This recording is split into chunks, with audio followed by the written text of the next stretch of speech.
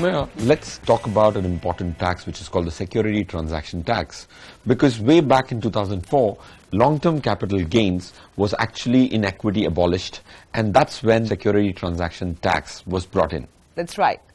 The securities transaction tax was first introduced in 2004 in lieu of the long-term capital gains tax. The long-term capital gains has since made a return, and the STT has stayed as well. The thing we need to know about STT is that it's applicable on largely equity instruments, equity mutual funds, equity shares, derivative contracts. Largely, these are listed on the exchange. The second thing which we need to know about STT is it is deducted at source. The third thing is, once you pay an STT, the tax rate on the capital gains are different. It's important to remember that debt funds don't have a security transaction tax. That's exactly why they become long-term in 3 years, vis-a-vis those which actually have an STT become long-term in 1 year.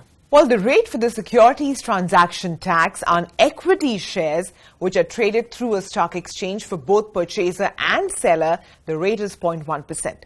But for equity-oriented funds, the rate is 0.001%. So you can see that for equity mutual funds, the STT rate is significantly lower. Now that we know what STT is, the next time you see a contract note from a broker or a mutual fund statement, please lay your eye on the STT and be aware of the tax you end up paying.